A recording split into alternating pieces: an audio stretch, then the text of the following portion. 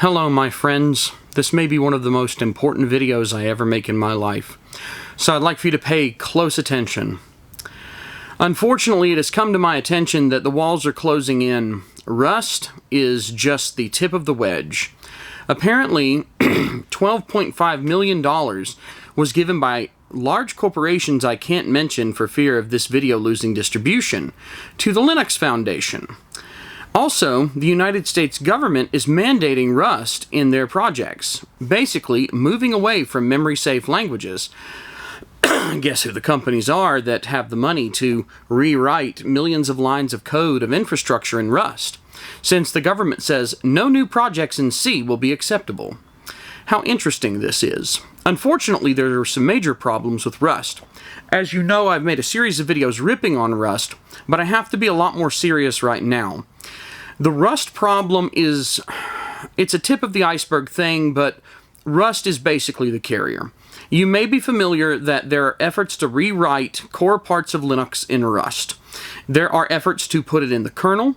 There are, more urgently, efforts to replace the GNU core utilities with Rust-based rewrites.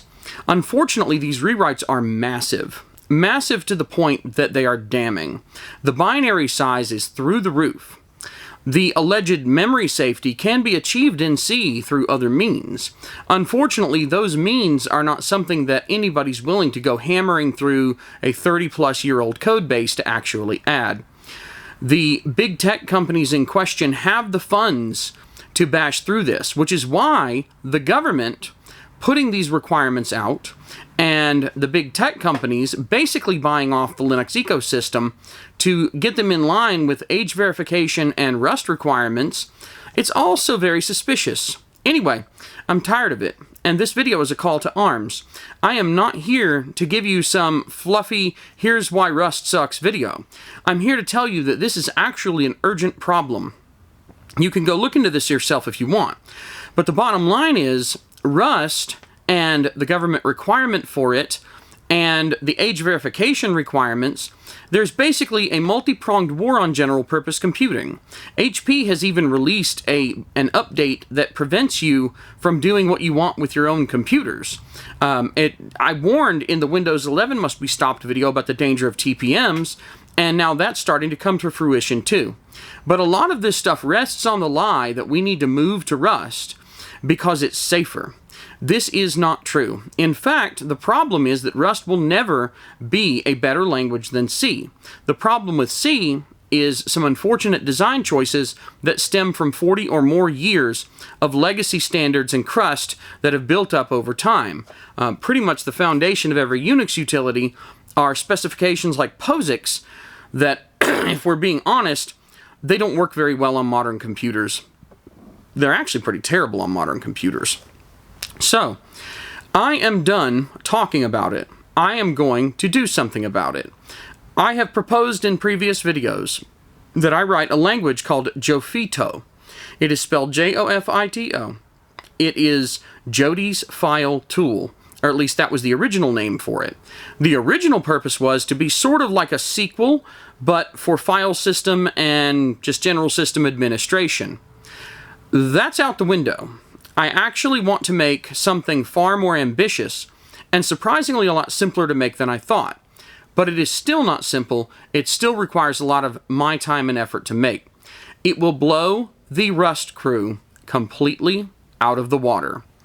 I can provide the memory safety of Rust with a basis of C, and there's nothing that they can do about it. It will be faster than any of the stuff on the market. It will also replace GNU core utilities. I'll test it against the core utilities test suite. You know, that thing that these Rust rewrite people somehow forgot to do?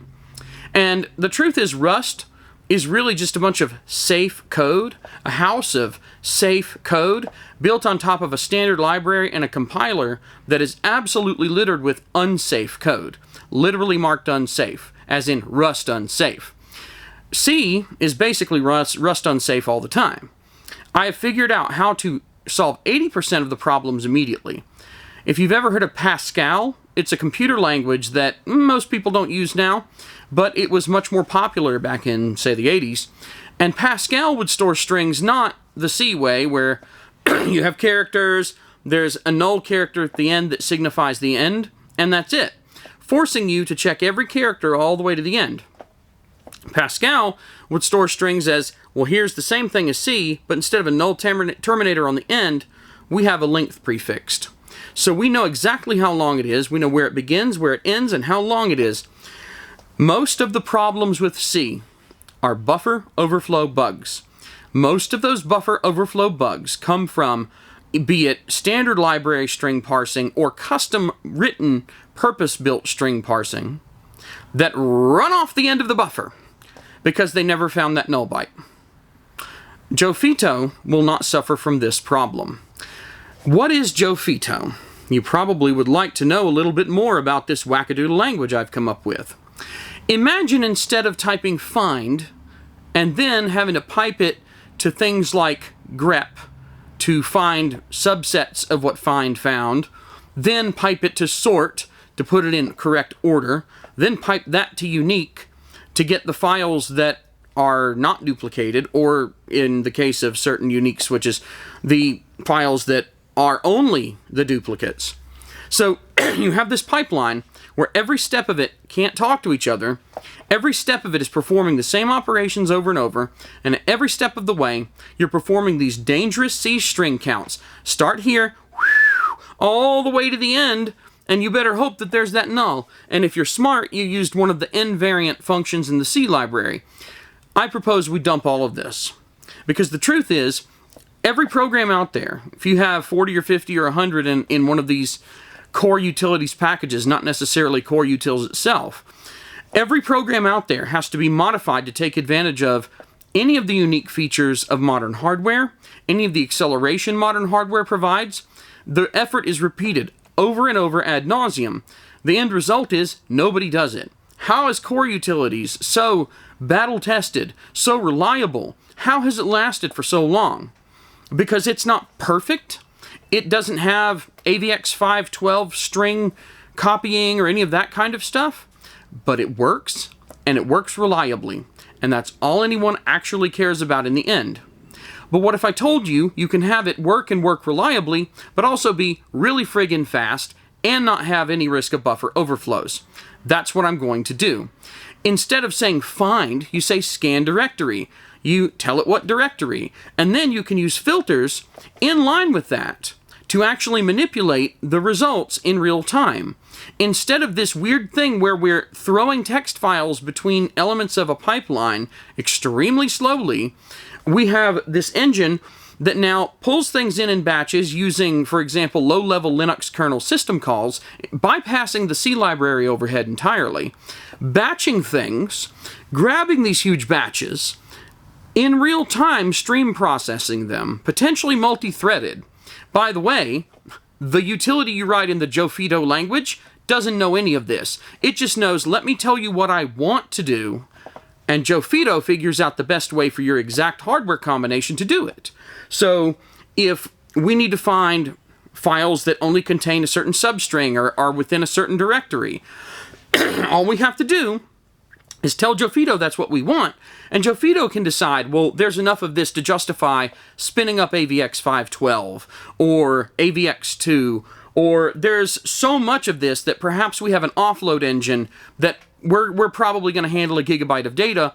Maybe we have an optimized way to shove it all off on some GPU or NPU, and then pack it up there, run a custom kernel up there, get the result back down. You know, any of those kinds of optimizations automatically become possible without editing the original program, because the original program's written in Jofito, not in C, not in Rust, in Jofito. And Jofito is not a programming language. It's an intent language. It is an intent translator. You don't tell it how to delete a file or how to scan a directory. You don't say while x equals read directory and do a loop and increment a counter and all whatever. You don't have to do any of that. You just tell it, I want you to scan this directory, I want you to manipulate the results this way, and with the results for each one, I want you to perform this action. And it does it. But it does it in the fastest way possible. This is faster than even core utilities. This would easily replace core utilities. In fact, one of the stretch goals I have for this is to write a custom kernel call that performs batched operations on directories and pulls a lot of stat information that's hidden right now to drastically dump all the function call and system call overhead required for every single Unix-style utility ever written ever. So that if this special system call exists in a kernel, we use it. We could grab 1,000 directory entries at once with all the stuff that a stat call would normally give us anyway, and we don't have to do redirectory stat, redirectory stat, redirectory stat, redirectory stat. Oh wait, no, I'm sorry. For a lot of people, it's redirectory stat, lstat, redirectory stat, lstat, over and over and over for every single file. And the whole time you're doing this, you're blowing your CPU cache lines completely out of the water, because every time you have to call all these different functions, you're jumping out of user mode into kernel mode, you're having to access all this stuff in kernel mode, your user program's getting flushed out of its own caches the entire time, or we use this extended system call that dumps 1,000 files with complete entries that we ask for.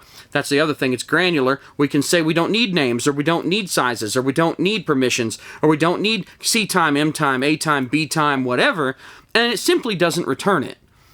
It returns a simple structure of arrays that we ask for a massive file set, and the program only makes one call to get all that data. Your systems waste so much time, and the funny thing is, people have so much computing power and they don't even realize it, but due to the inefficiency of the existing systems, it's bad. Now, why is Rust so much faster than C? Because if you write a clean sheet implementation, even if it's in a wonky language that's programmer hostile, guess what? It's a clean sheet implementation. It's written for modern hardware. Of course, you're going to be able to structure things in a different way such that your benchmarks prove you get a better result on newer equipment. If you're doing it the old style way that works back on a Motorola 68K running Linux versus a Ryzen 9 running Linux versus an IBM S390 running Linux, I mean, if you're supporting all these platforms, often what happens is you write for the lowest common denominator. You write a standard C library based reference implementation, and you generally just stick with that unless something somewhere shows that there's a bottleneck. So here's the thing. Why will this destroy the Rust crowd? I'm sure many of you are waiting for me to get to that. Well, here we are. It'll destroy the Rust crowd because they can't do it. They're incapable of doing what I'm talking about doing. A program that translates intent to action, that changes out primitives on the fly based on your precise available CPU, coprocessor, GPU, network chip, whatever capabilities. Whatever you have, we can use it. We write the ability to use it one time, and then every tool ever that has been rewritten in the simple Jofito intent language now can use all of those optimizations with no rewrite at all. They could abandon their tools, and as long as the core, this is what I'm trying to do code, still is correct, then they automatically get the benefit of the optimizations. And if we get this kernel system call I'm talking about built, that then can patch in, oh sure, it'll be out of band and the kernel developers will be very pissed off and will not be very happy with me. But it is the supreme modern way to do it, and even on an ancient system, it would make a big difference.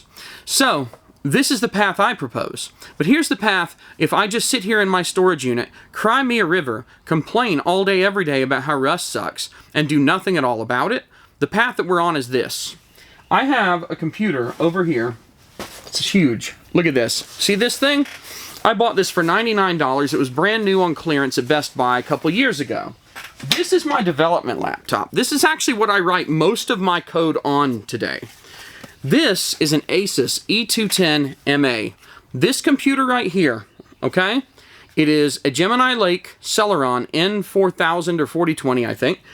4 gigs of RAM, non-upgradable. 64 gig eMMC. I do have an NVMe in it because it actually has an NVMe slot. But this computer came with Windows 11, and stock Windows 11 runs like a dog on it. Stripped down Windows 11 is somewhat tolerable, but still eats half the RAM. Stripped down Windows 10 on this, 0.6 gigabytes of RAM. But that's Windows. Linux should be able to do better, especially with no GUI. If you're at a command line, you should be sipping RAM. You should be sipping CPU. Modern libraries, including the C library, the Linux kernel itself, but most importantly, the actual tools are so bloated that this computer is falling out of existence. This thing is like 2 years old. Yes, it's a cheapie, but this thing has more computing power than a lot of the computers I have floating around in here. This Gemini Lake chip actually outperforms machines from like 12 years ago in shocking ways. And yet, computers like this, little cheap, fast, like power-sipping, low-cost computers, these general-purpose computers will die if I don't do something to get rid of the Rust crowd, to prove that all of the bloat is artificial. Because you know what's coming? This is where things get sick. What's coming is they're locking down general-purpose computing. You don't see it, but God Almighty, do I see it. I see it hard. All the big tech companies have colluded with the government to basically require that everything get rewritten in Rust. A Rust rewrite also means they can write in their attestation, their age verification. The tools being bigger also, and this is where things get really sinister, forces you to take all of these that you have lying around that are perfectly good computers. This thing runs modern WaterFox plenty fast, even with 4 gigs of RAM, okay? The bloat will force you to throw this away and go buy another computer. They are artificially destroying 15 years worth of old computing hardware so that they can force you to buy a new machine that has age verification baked into the Rust-based utilities, which are so fat they won't run on older machines, because they basically are overcoming this problem with brute force. They're building these big fat CPUs with these massive branch prediction and cache and so on. Just the architecture is being built so that the new machines can run this bloated crap code better. But you've got perfectly good hardware now that can run the code. And you have to accept as a side effect of this, first of all, they're not going to kick you off the web. They're just going to make it so that you're not supported anymore. They'll make it so your browser doesn't have an attestation engine in it that links your digital ID to your real person. Well, you can't log into your bank now. Oops. That's where we're going with this. They will slowly phase out general purpose computing. They are very slowly, but very visibly, shockingly visibly, snapping a trap. Do you remember that Linux kernel conference in Tokyo where Greg Kroah-Hartman basically said the Rust experiment is over. Rust is no longer experimental in Linux. It's here to stay. Gee, that happened right around the same time that the US drops the requirement that everything that the US government uses moving forward has to be written in a memory-safe language. Isn't that interesting? Isn't it interesting how many operating systems, including the ones that are not, corporate simps, like CachyOS or Arch Linux, have basically said, you will eat the age verification and you will like it, comrade. Funny how all that's happening right here at the start of 2026. It's all coalescing extremely quickly. Anyway, enough about the conspiracy fact, because it's not a theory. The money's changed hands quite publicly. The government regulations are quite public. The proof is out there. If you want to go seek it out, do it. But the bottom line is this. I want you to pay me money. I want you to pay me money to develop Jofito. Jofito means that you write the program in the Jofito language one time, and you never have to write it again. Because it will work, and as computers improve, all we have to do is add the improvements to the Jofito core, and unless there's some big logic error or I add some feature that somehow improves things but you have to insert the little extras to get the boost, the same code siphons up new optimizations just by it being there. In fact, I have a case study for this I'd like to present really quickly. The Linux kernel has support for the VIA, yes, those CPUs, VIA, Padlock Advanced Cryptography Engine. It supports accelerating in the crypto API VIA's Padlock AES CBC and ECB, if I recall correctly, but it does not support CTR. CTR mode is not supported, but If you mosey on over to OpenSSL, they support via padlock with CTR. So if your application uses OpenSSL, for example, OpenSSH does, then you can use AES CTR encryption, but you can't use it with the Linux crypto API. So Dropbear, which I believe uses that via some SSL library, I can't remember exactly, but anything that would benefit from that, such as I think AES XTS uses CTR, the acceleration isn't there. So you can't use the AES acceleration the same way in the kernel as you can for OpenSSL, unless you were to go to OpenSSL, grab the stuff, somehow cleanroom write it, probably because of licensing conflicts, stuff it in the Linux kernel, which is not an easy task to do for a crypto routine, and then get the kernel people to actually accept this crypto update for a 15-year-old processor at this point. It's just not going to happen. Or you write your program in the Jofito language that says, open a connection to this with this cryptography, whatever, and if I've got the cryptography engine in there, that's it. Every program written on top of it benefits from that engine. By abstracting away the machine level stuff and saying, tell me what you want to accomplish instead of tell me how you want to accomplish it, we are able to essentially end complicated programming for the vast majority of tasks. And if you want to chain tools together, that's simple too. Instead of writing a one-liner in Bash with some complicated regular expression, you can write a one-liner for Jofito that isn't complicated at all and is human readable. You can understand the intent better. It's easier to figure out and debug because it's written intent, not written procedure. And if we have a better way to do it, because you happen to have moved your script over to your Ryzen 7 or whatever, instead of your Celeron N4000, we can use AVX2 or AVX512 to do big bulk string copies now. And we take advantage of that without you recompiling, without having the specific tool you're trying to use, have to go in and add conditionals. Oh, does the processor support SSE? Does it support AVX? Does it support AVX512? And we have to write a separate routine to do what we want in every single one of them. Basically, it's one intent tool to rule them all. It will destroy the rewrite it in Rust movement. Absolutely full stop. Because how could it not? I mean, there's no reason to use Rust if you have a C-based tool that's completely memory safe, that gives you all the assurances of Rust without the overhead, which proves that the whole time it has been a big lie. Egg on all of their faces. Yeah, big tech will probably hate me for it, but you know who won't hate me? All of you day-to-day people that just sit down in front of your computer and want to be able to use it to the fullest extent that it allows. And you know what? You've been robbed of that. Decades upon decades of legacy crap have robbed you of that. I'm proposing we do a clean break and we get rid of this problem. Please, look down below in the description or the comments or whatever. I'll probably even put it right here in the video for a link to probably Ko-Fi to support me. Or you can just go to my webpage, jodybruchon.com. Either way. But throw me some money. Say it's for Jofito, Jofito. And let's get this going. Because the truth is, if like 1,000 of you were to throw me $5, I'd have enough money that I could just abandon all my other responsibilities and just do this. And you'd be shocked what I can accomplish in a month. Hell, I've already got the parser written. Except on my project page, it's a calculator.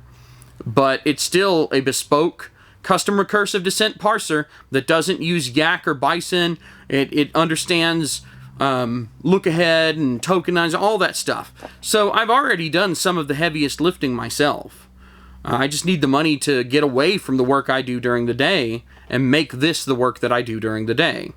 If you hate Rust, in Jody We Trust. Thanks for listening. Take care, and I appreciate your support. Good night. Ooh, I'm blurry. But Danny the Dino isn't.